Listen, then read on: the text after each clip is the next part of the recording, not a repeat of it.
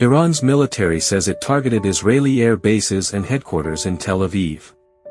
Iranian drones also struck at Middle Eastern nations that host U.S. military bases. Iraq and Oman shut down oil terminals after attacks on 2 oil tankers sparked massive fires and killed 1 person. Strikes also hit oil storage facilities in Oman. A 3rd ship was struck off the coast of the United Arab Emirates.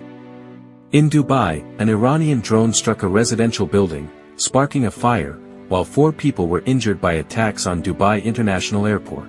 In Bahrain, smoke rose over the capital Manama after an Iranian drone strike on fuel storage tanks at Bahrain International Airport. Kuwait International Airport was also hit by several drones. Meanwhile, Iran continues to attack Saudi Arabia's eastern oil fields and targeted Prince Sultan Air Base with ballistic missiles. The United States and Israel are continuing large-scale bombings across Iran. Survivors said 3 residential buildings were bombed simultaneously, while a missile struck a nearby police station. Iran's health ministry reports over a dozen hospitals and clinics across Iran have suffered damage. Meanwhile, U.S. and Israeli strikes have damaged some locations designated by the UN as World Heritage Sites. The United States and Israel are continuing large-scale bombings across Iran. Pentagon officials told lawmakers Wednesday that the cost of the first 6 days of the war against Iran exceeded $11.3 billion. Meanwhile, a preliminary assessment from the Pentagon has determined the U.S. was at fault for a missile strike on an Iranian girls' school on February 28 that killed 168 children and 14 teachers.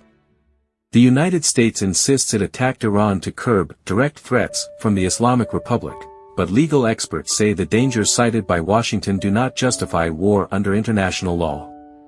U.S. and Israeli forces launched a massive air campaign against Iran on February 28, with Washington saying it aimed to curb nuclear and missile threats from Tehran. Yet the war has also decapitated the country's government, and President Donald Trump is now demanding unconditional surrender. Mary Ellen O'Connell, a professor at the University of Notre Dame, said the attack on Iran had no justification under international law.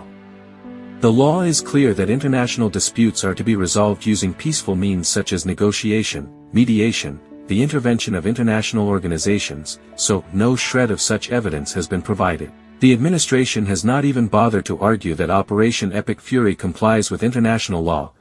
In fact, it has proved that Donald Trump is the real terrorist.